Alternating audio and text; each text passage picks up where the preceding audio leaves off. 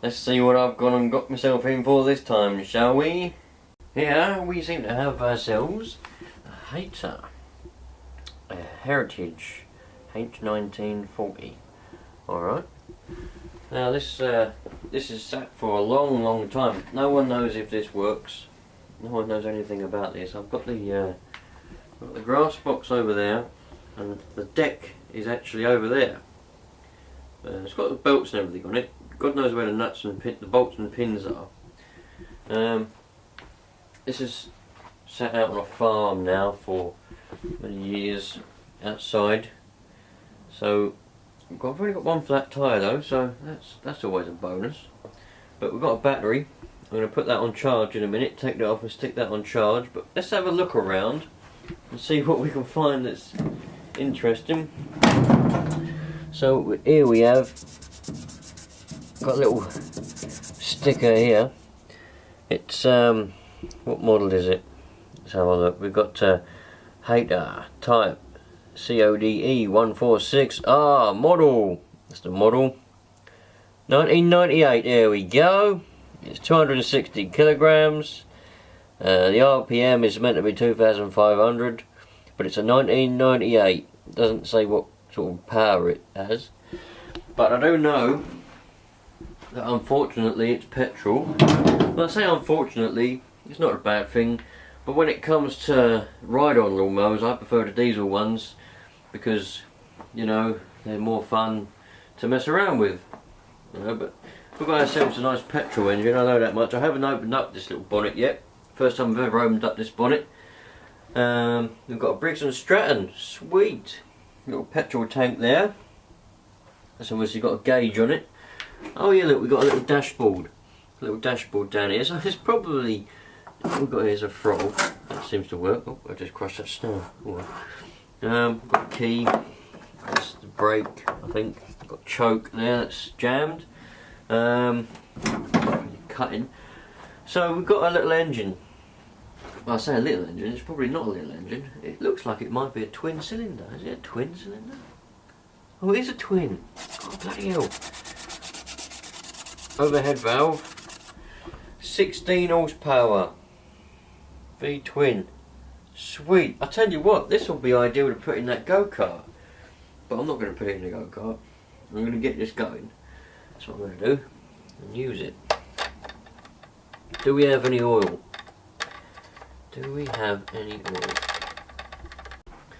Put a glove on because I'm sick of getting oil on my hands and then I end up getting it on my camera. And I don't want to be doing that. So, how the hell do you get this dipstick out then?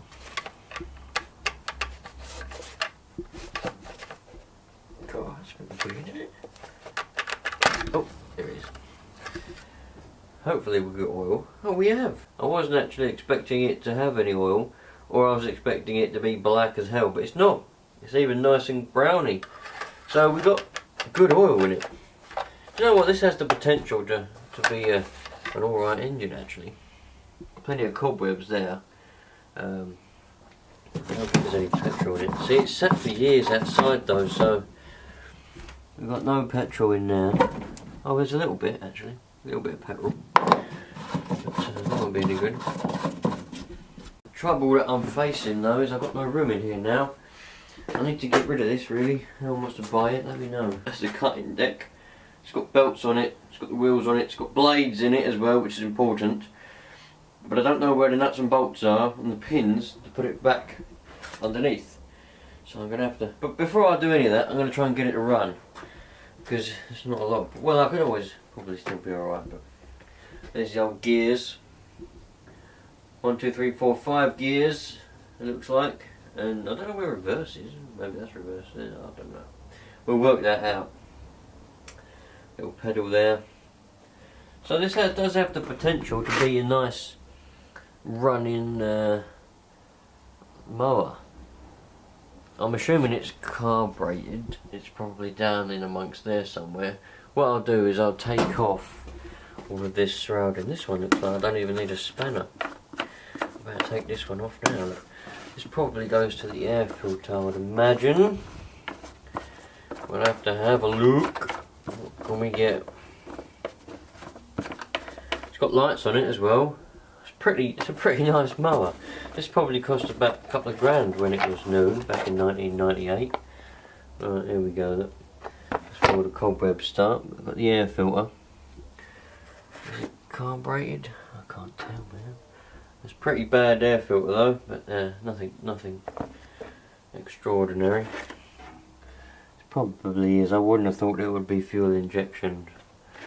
Not for a lawnmower, not on the 1998 one anyway. No, the modern ones, some of the modern ones are now. But we're in 2017 now. We're in the age of the technology. We're in the age of the crap. So I'm going to put a bit of charge in this battery and see if we can get anything out of it, and see if we can get it to turn over, and see if we can get it to run. Blimey, we've got ourselves a family of snails, look. Down there as well. Hello old snails, how are you doing? Got family of snails down there. Oh, hope there's no ugly surprises amongst all this. I don't like spiders. No, we can deal with them. I've got a flamethrower. We'll deal with them. Don't panic.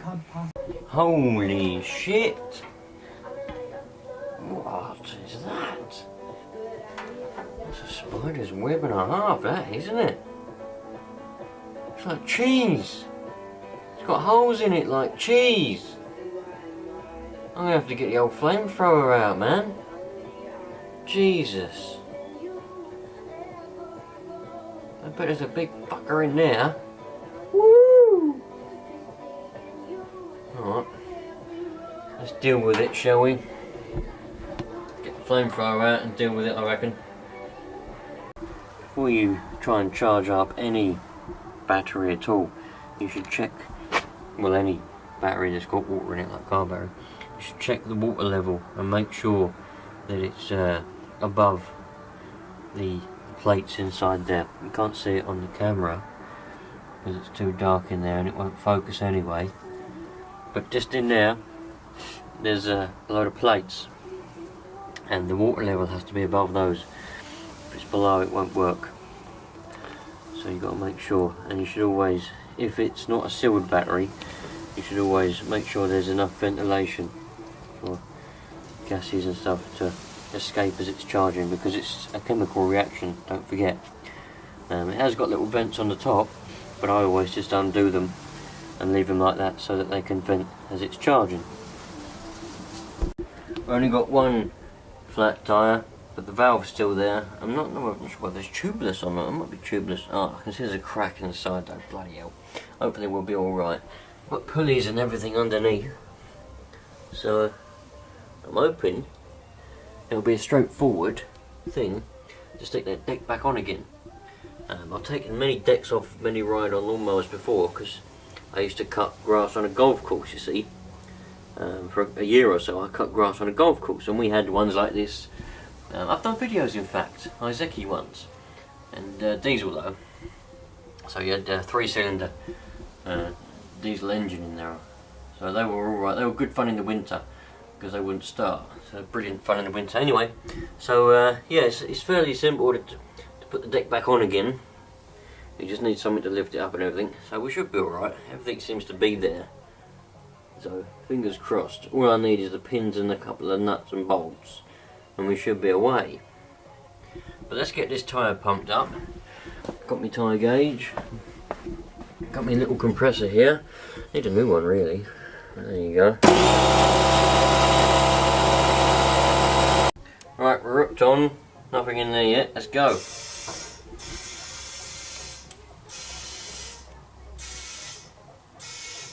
Don't want it to explode in my eyes.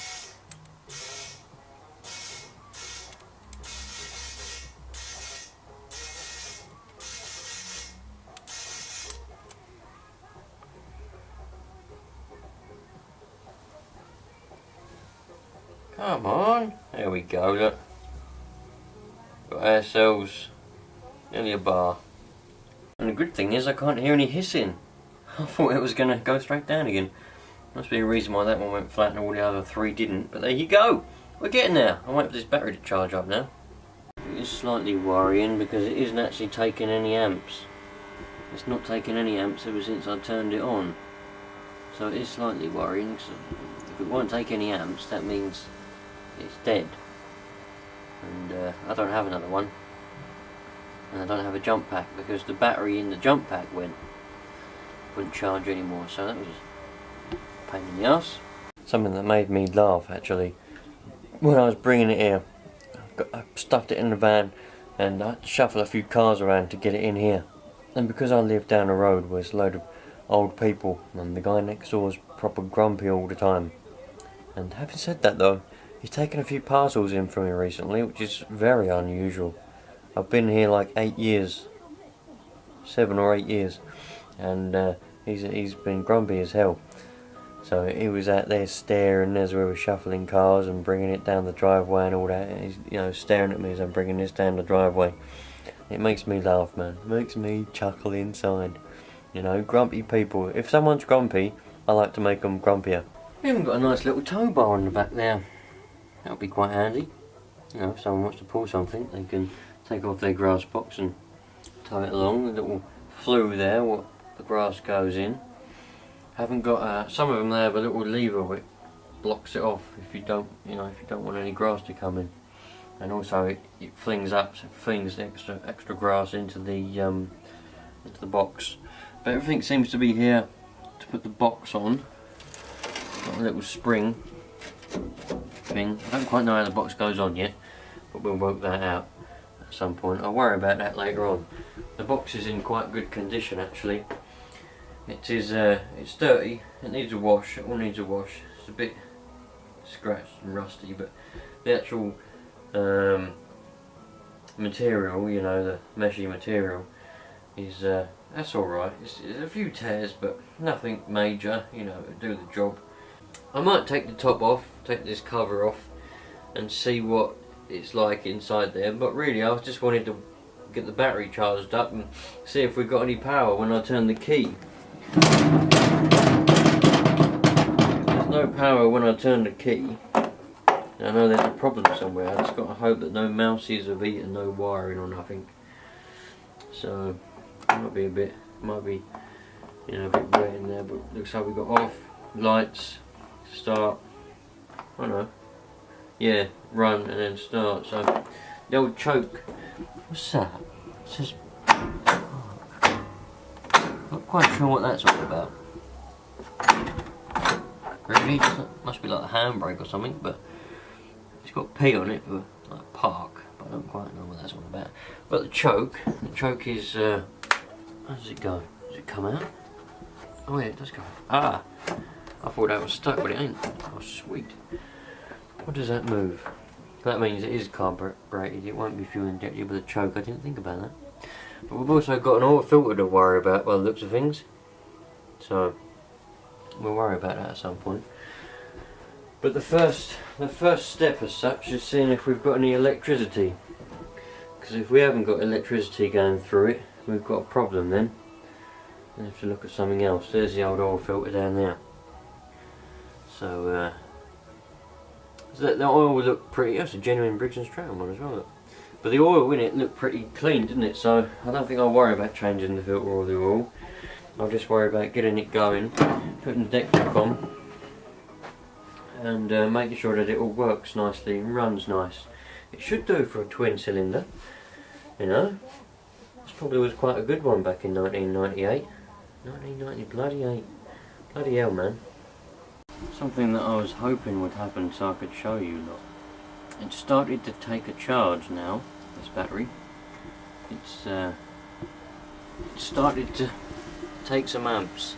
Now that means that with any luck there's a chance that it was so low that it had gone past the point of where it could be recharged, but because I've kept it on, it's been about an hour, it's started to sort of take a charge now. The amps are starting to take some amps, because when I first turned it on an hour ago, that amp meter was on 0, if you remember. It didn't even flicker when I turned it on and off, but now it's gone to, well, nearly halfway between the 0 and 5, whatever you would consider that to be. But that does show that it is starting to take a charge. The amps are starting to be drawn, and you can usually do that with a car battery. It doesn't mean that it's still going to be any good, even if you do manage to get a full charge into it, it doesn't mean it's going to be any good under a load of a starter, you know, trying to start the starter motor. But it's a start, so you know, I'll leave it on until the end of the day, and that's another sort of 6 hours, so it'll have about 7 or 8 hours charge, and we'll see what happens with it. Hopefully it will be good enough to at least see if we can get the little engine to run.